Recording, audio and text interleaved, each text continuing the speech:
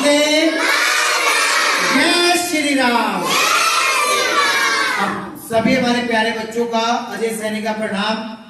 आप ध्यान दें, राष्ट्रीय मिलिट्री स्कूल का पेपर जो है वो कल खत्म हो चुका है। जिन बच्चों ने जो भी पेपर दिया है उनकी किस्मत पैक हो चुकी है। सभी बच्चों को मैं बधाई देना चाहता हूं जिन्होंने पेपर दिया, जिन्होंने अपने माँ बाप का नाम रोशन करने के लिए इतनी धुंध के अंदर भी धुंध को चीरते हुए उस पेपर देने के लिए गए हैं। एक बार उन सभी बच्चों के लिए, पूरे इंडिया के लिए जोरदार क्लैपिंग।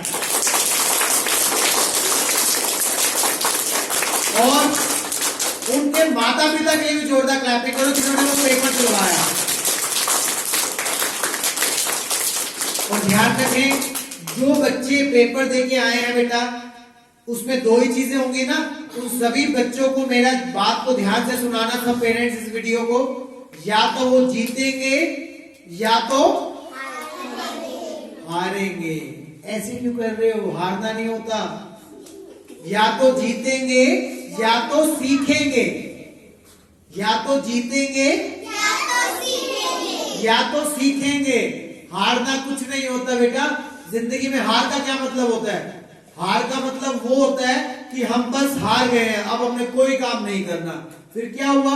जिंदगी में हार गए तो दोबारा उठे और दोबारा काम के लिए प्रयास करें, नए काम के लिए करें। तो जिंदगी में या तो हारते नहीं हैं, या तो जीतते हैं, या तो सीखते हैं। तो अपने बच्चों को अगर वो गलती से, जिनके बच्चे रह जाए, ध्यान रखें, मिलिट्री स्कूल वालों के पास भी, जैसे जीडीएस गुरुकुल के अंदर लिमिटेड सीट है हमारी, ऐसे ही राष्ट्रीय मिलिट्री स्कूल जो पूरे इंडिया के अंदर 5 है, उनकी भी लिमिटेड सीटें हैं। वो पूरे इंडिया के अंदर सब बच्चों को, जितने लाखों बच्चों ने पेपर दिए हैं ना, सब बच्चों को क्या एडमिशन नहीं दे सकते। इसके लिए मैं सरकार से, आदरणीय प्रधानमंत्री जी से, अपने आदरणीय शिक्षा मंत्री जी से भी गुजारिश करना चाहता हूं, जितने बच्चों ने सीरियसली पेपर दिया है, अगर वो चाहते हैं वो डिसिप्लिन लाइफ जिए, वो चाहते हैं जिंदगी के अंदर आगे बढ़े, और हम भी चाहते हैं कि जिंदगी के अंदर कामयाब हो, उनके पेरेंट्स भी चाहते हैं, धुंध के अंदर जब करने के लिए आए, लाखों बच्चों में से, हजारों बच्चों में से कितने, मात्र 100, 200, 500 बच्चों के एडमिशन। तो हमें अपनी शिक्षा व्यवस्था को भी चेंज करना होगा। ये आदरणीय प्रधानमंत्री जी, आदरणीय शिक्षा मंत्री जी से मैं अनुरोध करना चाहूंगा, जो बच्चे अच्छे पढ़ना चाहते हैं, जो बच्चे सरकार की नजरों में हॉस्टल लाइफ जीना चाहते हैं, जिसकी जेब में पैसा कम है, ये देखो अजय सर की जेब में तो पैसा ही नहीं है भाई, जिनकी जेब में पैसा कम है वही तो सरकार के स्कूल में जाएंगे ना। पर सरकार के स्कूल में जाने के बाद वो फैसिलिटी क्या है? वो कुछ बच्चों के लिए है। तो ध्यान रखें, जो भी पेरेंट्स अपने बच्चों के एडमिशन दिलवाना चाहते हैं, हॉस्टल लाइफ जीना चाहते हैं, ध्यान रखें, उन सभी पेरेंट्स को मैं एक छोटा सा संदेश देना चाहता हूं। अगर आप अपने बच्चों को, देखो, 2 लोग सजा सुनाते हैं, या तो एक जज सजा सुनाता है, या तो एक पेरेंट सजा सुनाते हैं। अगर आपके बच्चे को जज सजा सुनाएगा कि इतने साल की आपके बच्चे को कैद हो गई है, तो क्या होगा? क्या होगा? क्या होगा मैम? इसका मतलब क्या है? कैद रहेगा सर, उतने साल कैद रहेगा ना। इसका मतलब उसने कोई गलत काम किया था, इसलिए उसको कैद में भेजा जा रहा है। अगर जज सजा सुनाएगा, तो अगर आप अपने बच्चे को आप सजा सुना रहे हो, आप कह रहे हो भाई 5th क्लास से लेकर 12th क्लास तक 7 साल आपने मेरे से दूर रहना है और हॉस्टल लाइफ को जीना है, और डिसिप्लिन में सुबह उठना है और शाम को डिसिप्लिन में सोना है, टाइम पे खाना खाना है, टाइम पे पढ़ना है, टाइम पे आगे बढ़ना है, टाइम पे स्पोर्ट्स करना है, और टाइम पे अपने आप को रेडी करना है, तो कौन सी सजा अच्छी है? पेरेंट्स वाले। कौन सी सजा अच्छी है? पेरेंट्स वाली सजा अच्छी है। तो जज वाली सजा नहीं लेनी ना हमने। तो सब पेरेंट ध्यान दें, कल मैंने जो चीज सीखी, आपको सिखाई, ये कोई किताब में से मैं नहीं बताता, ये मैं अपने अनुभव शेयर करता हूं आपसे। तो मेरे हिसाब से हम अपने बच्चों को सजा दें। जो मैंने आज अपने बच्चों को बताया, ये रात को लेट आए, फिर मैंने कहा भाई उठ जाओ। अगर वहां पे मैं आपको सिखाने के लिए नहीं रहूंगा, तो कोई ना कोई दूसरा टीचर होगा ना, जहाँ पे 800 1000 बच्चे होंगे, सीटी मारेंगे, सारे के सारे ग्राउंड के अंदर खड़े हो जाएंगे। ठंड के अंदर बिना कैप के आप क्या करोगे, वहां एक्सरसाइज करोगे।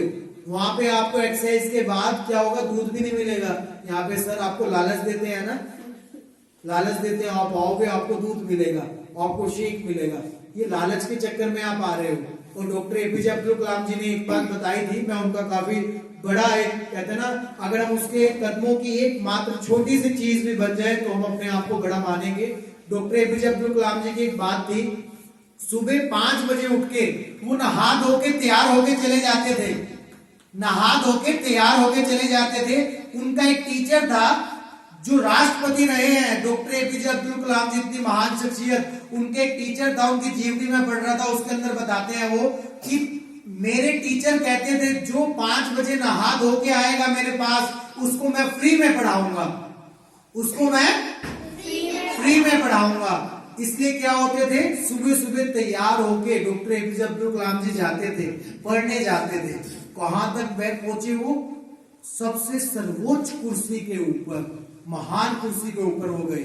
और दूसरी चीज, एक बार उनका एनडीए में सिलेक्शन नहीं हुआ था, स्वास्थ्य का बेटा ध्यान देना आप, उनका एक बार एनडीए में सिलेक्शन नहीं हुआ, सिलेक्शन नहीं हुआ, वो रो रहे थे। वो कहते वो तेरी के ये क्या, मेरा सिलेक्शन नहीं हुआ, मैं एनडीए में जाता तो ये होता वो होता। ध्यान रखो, वो परमात्मा जो बैठा है ना, किसी ने उसको कहा इससे बड़ी चीज आपको मिलनी है, तो उनको क्या बने, राष्ट्रपति। सारी की सारी डिफेंस, पूरा इंडिया उनकी कलम के नीचे आ गया। तो ध्यान रखें, जब आपका बच्चा राष्ट्रीय मैट्रिक स्कूल का अगर क्लियर ना भी कर पाए तो उसको सोचना उससे बड़ी चीज आपके बच्चे का इंतजार कर रही है।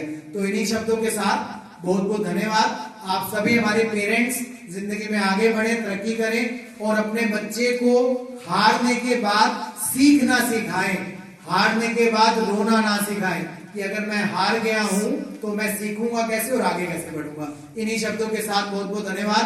भारत माता की वंदे, जय श्री राम। इस वीडियो से जो वीडियो देख रहे हैं वो क्या सीखे वो मुझे जरूर बताना, क्योंकि आज आके मैंने बच्चों से पूछा बेटा आपने क्या सीखा, तो बच्चों ने कहा सर हमने आपकी परफॉर्मेंस चेक की, यानी मेरी परफॉर्मेंस चेक कर रहे थे बच्चे। तो ध्यान रखें, मेरी परफॉर्मेंस नहीं, आप मेरी बातों से क्या सीखे कमेंट में जरूर बताना, पर अच्छा कमेंट डालना, बुरा नहीं। बुरा सीखे तो अपने पास रखना भाई, मेरे कमेंट में डालने की जरूरत नहीं है, मेरे छोटे छोटे बच्चे हैं वो गलत चीज ना सीखे। तो ध्यान रखें, अच्छी चीज सीखे हो तो मुझे बताना, बुरी चीज सीखे तो अपने दिमाग में रखना, उसको ठीक करने की कोशिश करना, वीडियो को बार बार देखना मैं क्या बताना चाहता हूँ आपको। इन्हीं शब्दों के साथ बहुत बहुत धन्यवाद। जय हिंद, जय भारत, भारत माता की जय श्री राम।